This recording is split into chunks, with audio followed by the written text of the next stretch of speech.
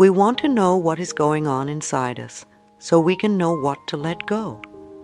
Instead of hiding our pain, we can release it totally. Chronic patterns of self-hate, guilt, and self-criticism raise the body's stress levels and weaken the immune system. Now that we understand a little more about the power that we have within us, let's take a look at what keeps us from using it.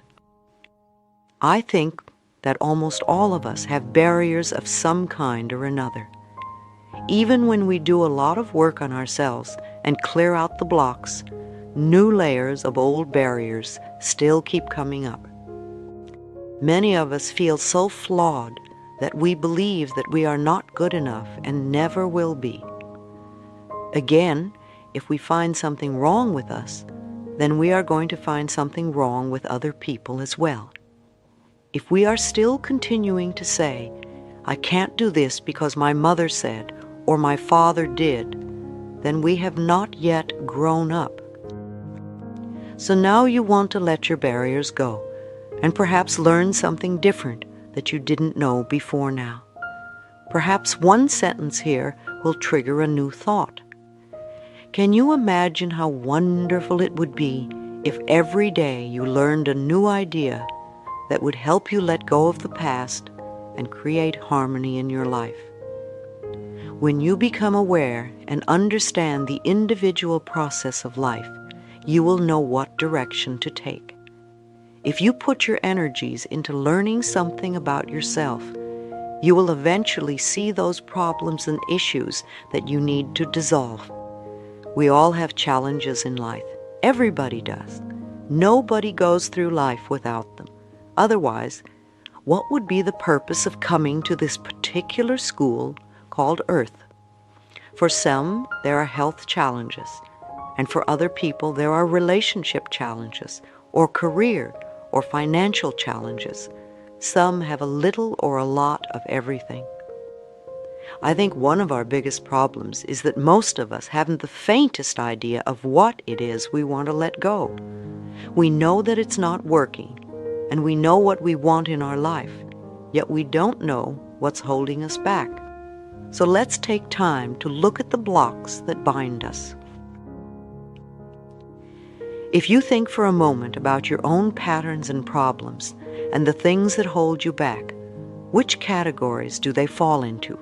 Criticism, fear, guilt, or resentment? I call these categories the Big Four. Which is your favorite one? Mine was a combination of criticism and resentment. Maybe you are like me and have two or three. Is it fear that always comes up, or guilt? Are you very, very critical or resentful? Let me point out that resentment is anger that is stuffed down. So if you believe you are not allowed to express your anger, then you have stored a lot of resentment. We cannot deny our feelings. We cannot conveniently ignore them.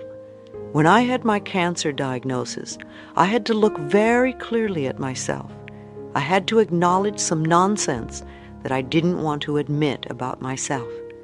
For instance, I was a very resentful person, and I carried a lot of bitterness from the past.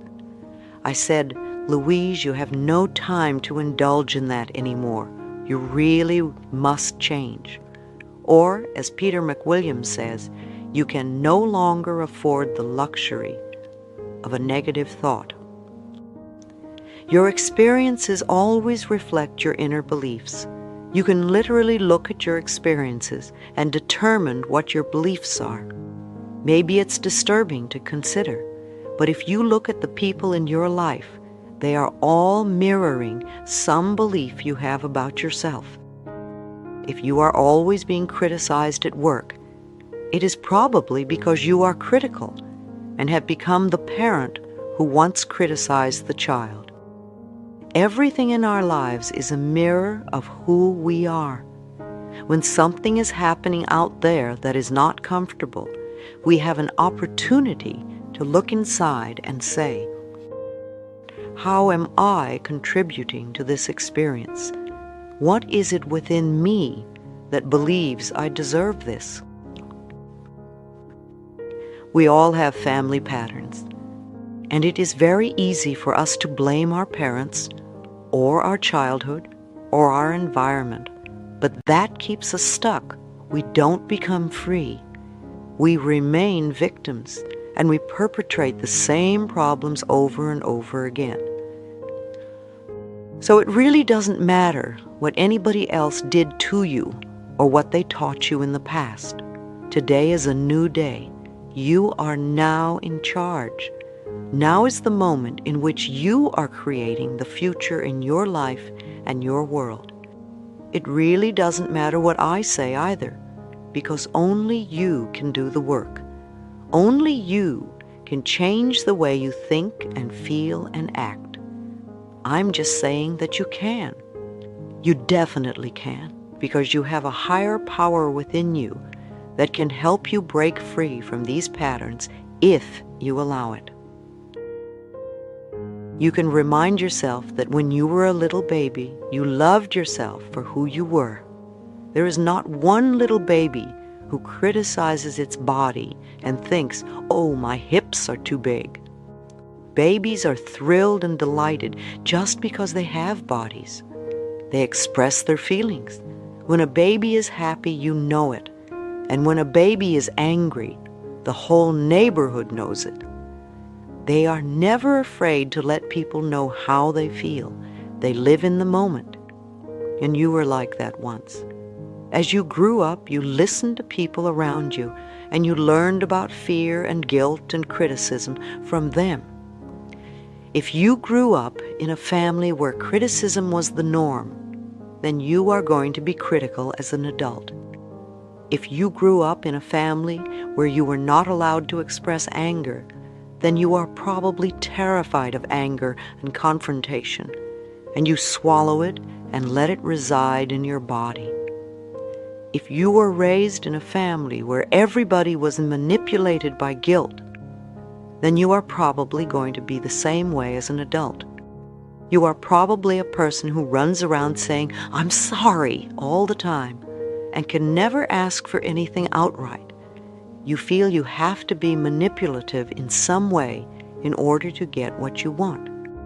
As we grow up, we begin to pick up these false ideas and lose touch with our inner wisdom.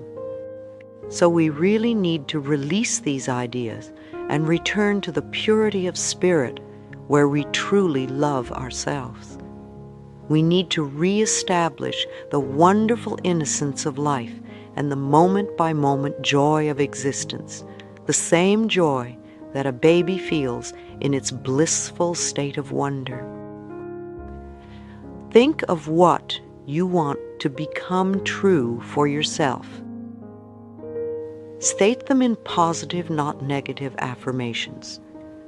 Now go to the mirror, look in your eyes, and repeat your affirmations. See what obstacles are in your way. When you begin to state an affirmation like, "I love and approve of myself," really pay attention to what negative messages come up, because as you recognize them, they become the treasures that will unlock the door to your freedom. Usually the messages are one of the four I mentioned earlier: criticism, fear, guilt, or resentment. And most likely you learn these messages from people back there. Some of you have chosen some difficult tasks to handle in this lifetime, and it is my belief that we really come here to love ourselves in spite of what they say or do. We can always go beyond our parents' or our friends' limitations. If you were a good little girl or boy, you learned your parents' limited way of looking at life. You see, you're not bad. You are good children. You learned exactly what your parents taught you. Now that you are grown up, you're doing the same thing. How many of you hear yourself saying what your parents used to say? Congratulations. They were very good teachers and you were very good students. But now, it is time for you to begin to think for yourself. A lot of us may face resistance when we look in the mirror and repeat our affirmations. However, resistance is the first step to change. Most of us want our lives to change, but when we are told that we have to do something different, we say, "Who, me? Oh, I don't want to do that." Others may experience feelings of despair. Often if you look in the mirror and say, "I love you," the little child inside says, "Where have you been all this time? I've been waiting for you to notice me." And waves of sadness come up because you've been rejecting the little child for a long, long time. When I did this exercise in one of my workshops, a woman said she was very, very scared. I asked her what frightened her, and she shared the fact that she was an incest survivor. Many of us have had this experience called incest, and we are learning to come through it. It's interesting that it occurs so often on our planet. We read so much about incest these days, yet I don't think it is happening any more now than it ever did. We have advanced to a state where we now feel that children have rights, and we are allowing ourselves to see this ugly sore in society. In order to release the problem, we have to first recognize it, and then we can work through it. Therapy is so important for incest survivors. We need a safe space where we can work through these feelings. When we have let the anger and the rage and the shame out, then we can move to the space where we can love ourselves. No matter what we are working on, we want to remember that the feelings that come up are just feelings. We are not in the experience anymore. We need to work on making the inner child feel safe. We want to thank ourselves for having had the courage to survive this experience. Sometimes when we're dealing with an issue such as incest, it's difficult to accept that the other person was doing the best he or she could at the time with the understanding and awareness and knowledge that they had. Acts of violence always come from people who are violated themselves. We all need healing. When we learn to love and cherish who we are, we will no longer harm anyone. Stop all criticism. When we are dealing with criticism, we are usually criticizing ourselves all the time for the same things over and over. When are we going to wake up and learn that criticism doesn't work? Let's try another tactic. Let's approve of ourselves as we are right now. Critical people often attract a lot of criticism because it is their pattern to criticize. What we give out, we get back. They may also need to be perfect at all times. Who's perfect? Have you ever met a perfect person? I haven't. If we complain about another person, we are really complaining about some aspect of ourselves. Everyone is a reflection of us, and what we see in another person, we see in ourselves. Many times we don't want to accept parts of who we are. We abuse ourselves with alcohol or drugs or cigarettes or overeating or whatever. These are ways of beating up on ourselves for not being perfect. But being perfect for who? Whose early demands and expectations are we still trying to meet? Be willing to let that go. Just be. You will find that you are wonderful just as you are this very moment. If you have always been a critical person who sees life through very negative eyes, it is going to take time for you to turn yourself around to be more loving and accepting. You will learn to be patient with yourself as you practice letting go of the criticism, which is only a habit, not the reality of your being. Can you imagine how wonderful it would be if we could live our lives without ever being criticized by anyone? We would feel totally at ease, totally comfortable. Every morning would be a wonderful new day because everyone would love you and accept you, and nobody would criticize you or put you down. You can give this happiness to yourself by becoming more accepting of the things that make you unique and special. The experience of living with yourself can be the most wonderful experience imaginable. You can wake up in the morning and feel the joy of spending another day with you. When you love who you are, you automatically bring out the best in you. I'm not saying that you will be a better person, because that implies that you're not good enough now.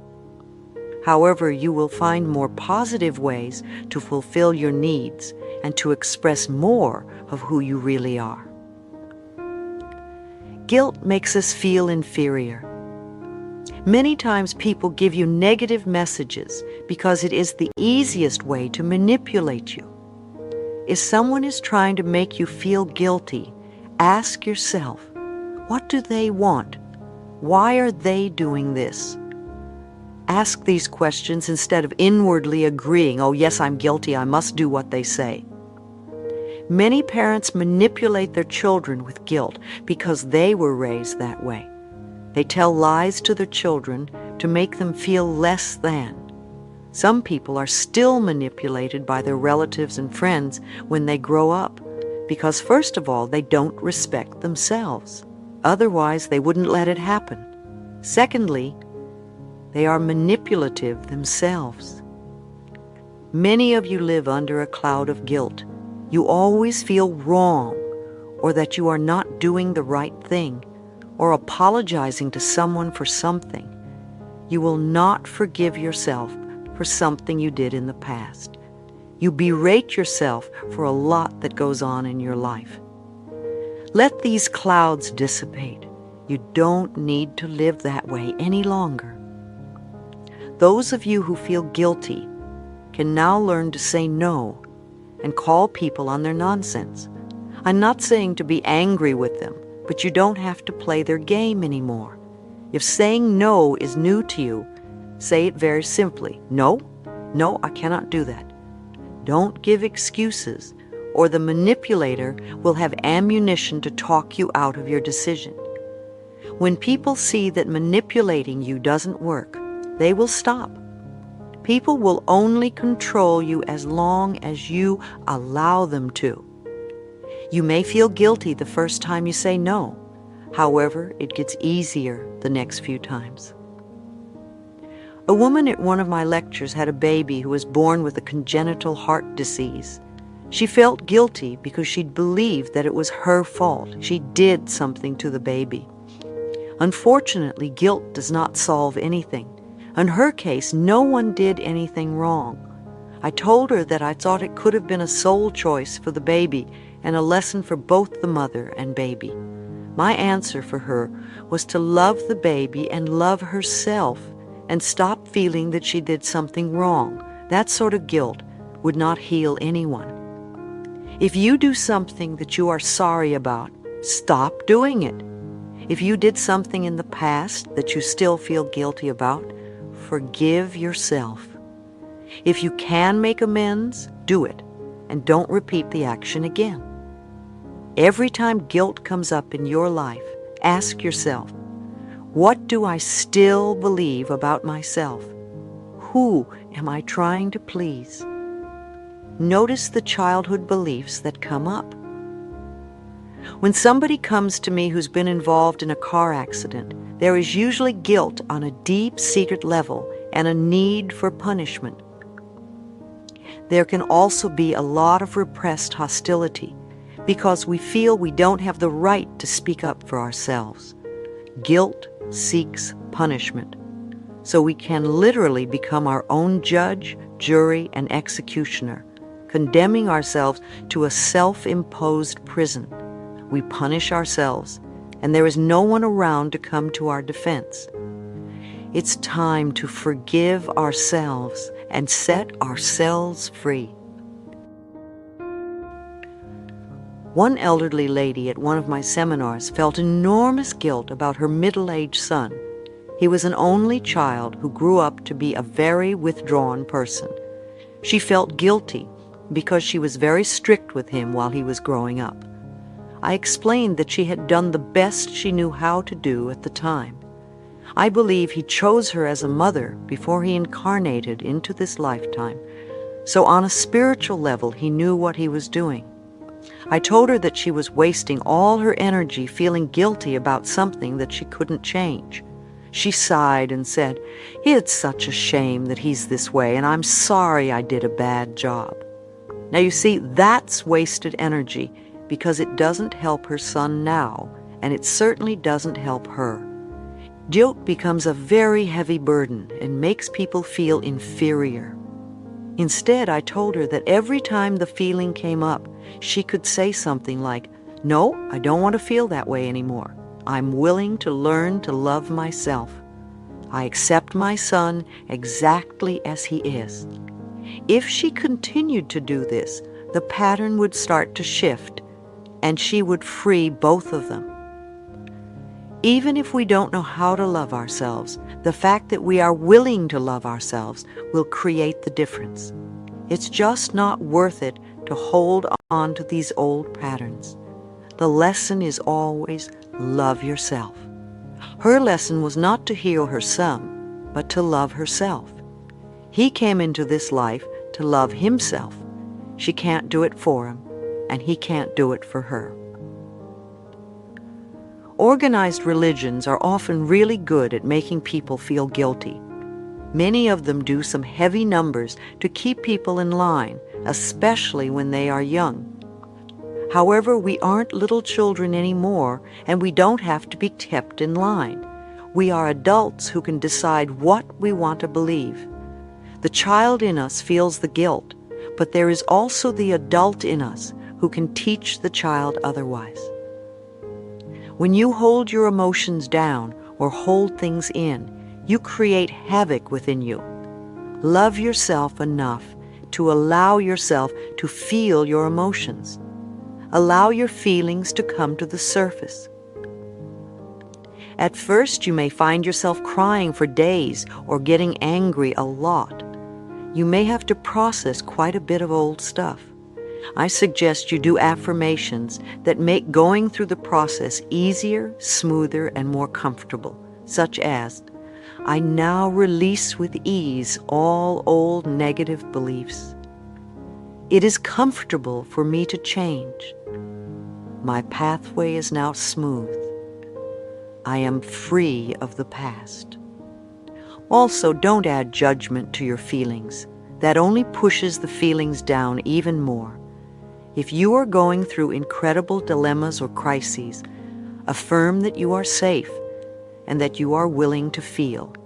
Affirming these positive feelings will bring about beneficial changes. Chapter 6.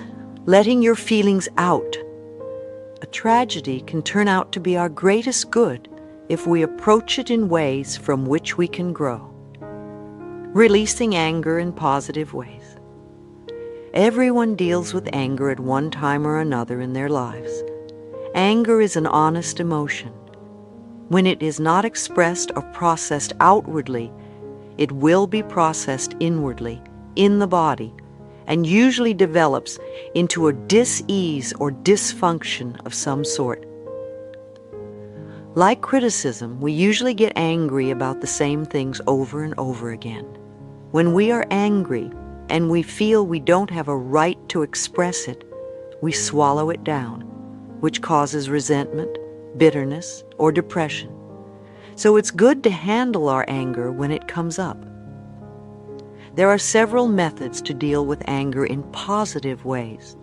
One of the best is to talk openly to the person with whom you are angry and to release the pent-up emotions. You can say, "I am angry with you because..." When we feel like screaming at someone, then the anger has been building up for a long time. Often it is because we feel we cannot speak to the other person. So the second best way to let the anger out is to talk to the person in the mirror. Find yourself a place where you will feel safe and will not be disturbed. Look into your own eyes in the mirror. If you find that you cannot, then concentrate on your mouth or nose. See yourself and or the person who you believe has done something wrong to you. Remember the moment when you became angry and let yourself feel the anger come through you. Begin to tell this person exactly what you are so angry about. Show all the anger you feel. You could say something like, "I am angry at you because," or "I am hurt because you did," or "I am so afraid because you." Just get all your feelings out. If you feel like expressing yourself physically, then get some pillows and start hitting them, or twist a towel. Don't be afraid to let your anger take its natural course. You have already kept your feelings bottled up too long. There is no need to feel any guilt or shame. Remember, our feelings are thoughts in action. They serve a purpose, and when you let them loose from your mind and body, you allow space inside for other, more positive experiences. When you have finished expressing your anger to the other person or persons, do your best to forgive them. Forgiveness is an act of freedom for yourself because you are the one who will benefit from it. If you can't forgive someone, then the exercise is just a negative affirmation and is not healing for you. There is a difference between releasing and just rehashing old angers. You may want to say something like, "Okay, that situation is over. That is in the past now. I don't approve of your action, and yet I understand that you were doing the best you could with the knowledge and understanding you had at the time. I am done with this. I release you and let you go. You are free, and I am free." You may want to do this exercise several times before you truly feel that you have gotten rid of all your anger. You may also want to work on one anger issue or several. Do what feels right for you. There are other methods we can use to release the anger. We can scream into a pillow. We can kick pillows. We can beat the bed or a punching bag. We can write a hate letter and then burn it. We can scream in our cars with the windows rolled up. We can play tennis or go to the golf range and just hit balls one after another. We can exercise, swim, or run around the block several times, or just punch the air. We can write or draw our feelings using our non-dominant hand. The creative process is a natural release for emotions. One man at my seminar said he used an egg timer as he began screaming into a pillow. He gave himself 10 minutes to let out all his frustrations and anger about his father. After 5 minutes, he was exhausted, and every 30 seconds he would look at the egg timer and realize he still had a few more minutes to go. I used to beat the bed and make a lot of noise. I can't do that now because my dogs get frightened and think I'm angry at them. Now I find it very effective to scream in the car or dig a hole in the garden or bat a ball around. As you can see, you can become quite creative when releasing your feelings. I recommend that you do something physically to release charged up emotions in a safe way. Don't be reckless or dangerous to yourself or others. Remember also to communicate with your higher power. Go within and know that there is an answer to your anger and that you will find it. It is very healing to meditate and visualize your rage flowing freely out of your body. Send love to the other person and see your love dissolve whatever disharmony there is between you. Be willing to become harmonious. Perhaps the anger you feel is reminding you that you aren't communicating well with others. By recognizing it, you can correct it. It's amazing how many people tell me how much happier they have become once they release anger towards another person. It's as though a huge burden has been dropped. One of our students had a difficult time letting her anger out. Intellectually, she understood her feelings, yet she couldn't express them outwardly. Once she allowed herself this expression. She kicked and screamed and called her mother and her alcoholic daughter all sorts of names. She felt a tremendous weight lift from her. When her daughter visited her afterwards, she couldn't stop hugging her. She had allowed room for love to come inside, where all the repressed anger had been. Maybe you have been a person who's been angry for a major part of your life. You have what I call habitual anger. Something happens and you get angry. Something else happens and you get angry again.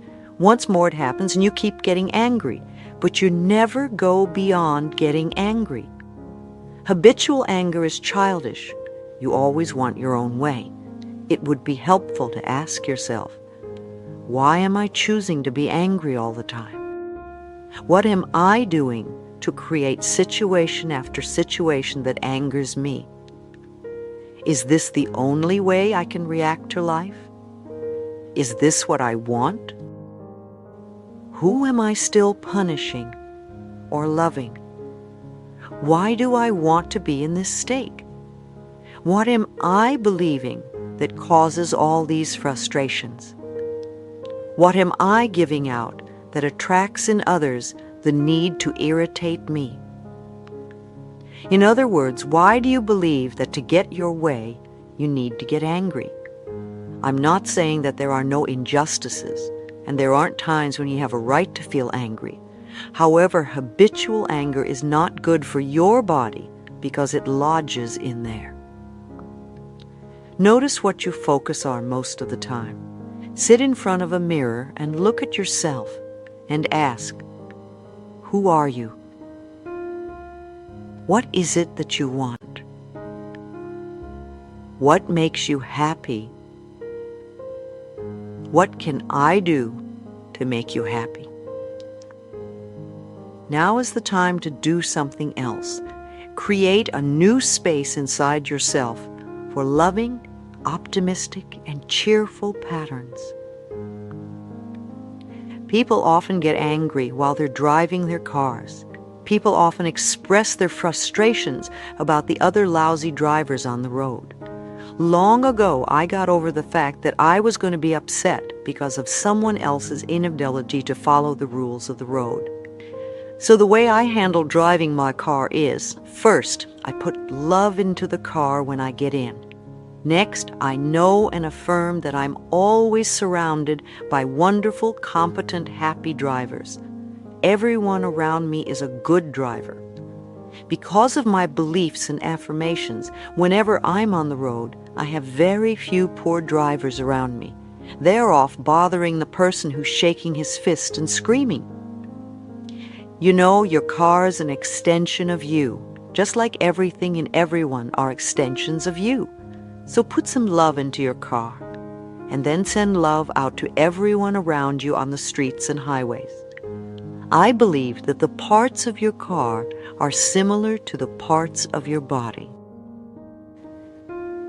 For instance, one of my workers felt that she had no vision, that she could not see where her life was going or where she wanted it to go. One morning she woke up and found her windshield smashed. Another person, an acquaintance of mine, felt that he was stuck in his life. He was not moving forward or moving backward, but was not moving at all. And his tire became flat and he couldn't move anywhere.